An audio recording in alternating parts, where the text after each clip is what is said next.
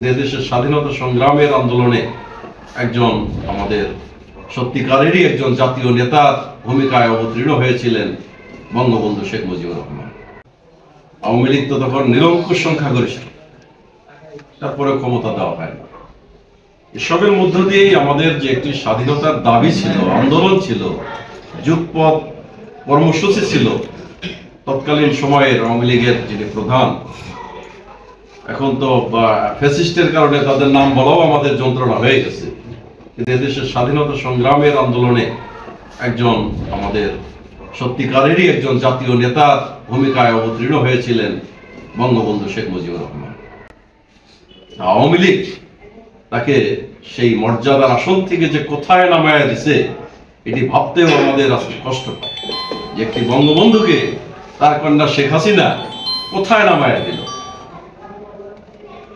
এসব যাই কিছু ঘটুক, কিছু গুরুত্বপূর্ণ দিবস আমাদের সংগঠিত হয়েছে। 25শে মার্চ আমরা বলি কালো রাত্রি, 14ই ডিসেম্বর আমরা বলি শহীদ বুদ্ধিজীবী দিবস, 26শে মার্চ স্বাধীনতা দিবস, 16ই ডিসেম্বর আমাদের বিজয় দিবস। এসবই কিন্তু হয়েছে পাকিস্তানের সাথে আমাদের সংগ্রাম করতে। অনেকেই বলেছেন 25শে রাত্রির যে ঘটনা আর 14ই ডিসেম্বরের ঘটনার মধ্যে কিছু পার্থক্য ছিল। স্বাধীনতা যুদ্ধের শুরুর প্রেক্ষাপটটা একরকম চিত্র ছিল, আর যখন পরাজয় বরণ করতেছে পাকিস্তানি বাহিনী, তখন তাদের চিন্তা চেতনাগুলো পরিবর্তন হয়ে আরেক রকম ঘটনার মধ্যে তারা ঢুকে গেছিল। 25শে মার্চের সাথে 14ই ডিসেম্বরের কিন্তু অনেক ফারাক আছে, পার্থক্য আছে। ওদের ছিল বুদ্ধিজীবীদের খুঁজে খুঁজে হত্যা করা, আর এদিন ছিল জেনোসাইড করা, একেবারে গণহত্যা। কে কোথায় আছে বিবেচনা করার দরকার নাই। সমস্ত ঢাকা বিশ্ববিদ্যালয়ের ছাত্রদের হলগুলোতে হামলা করা হয়েছে, নির্বিচারে আমাদের ছাত্রদেরকে গুলি করে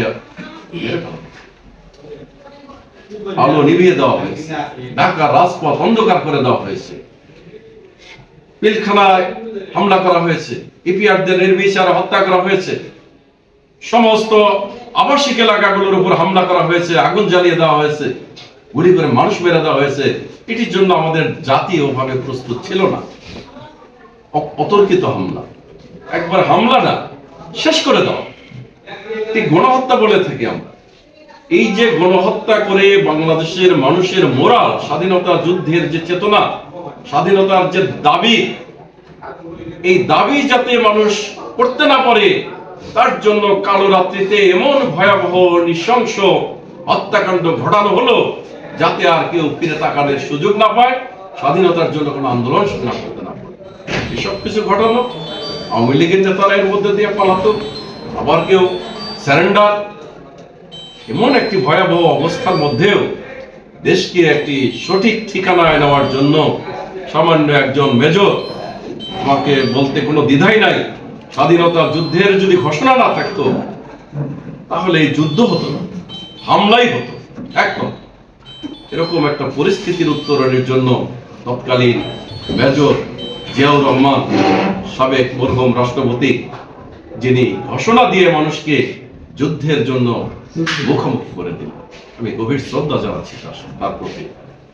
আজকের একদিকে বঙ্গবন্ধুর নেতৃত্ব দিয়ে মানুষকে উজ্জীবিত করেছেন, আর একদিকে এই উজ্জীবিত মানুষগুলো যাতে স্বাধীনতার কোনো স্বপ্ন স্বাদ গ্রহণ করতে না পারে, এ কারণে 25শে রাতে, কালো রাত্রিতে হাজার হাজার মানুষকে নির্বিচারে গুলি করে মারা হয়েছে।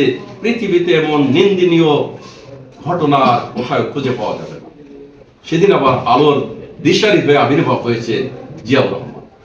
স্বাধীনতা 9 মাস যুদ্ধ করেছে, একজন সেক্টর কমান্ডার ছিলেন, একজন বীরোত্তম খেতাবধারী মুক্তিযোদ্ধা ছিলেন, বাংলাদেশকে তলাবিহীন ঝুড়ি থেকে বের করে একটি স্বনির্ভর সমৃদ্ধ বাংলাদেশ রচনার জন্য কাজ করলেন।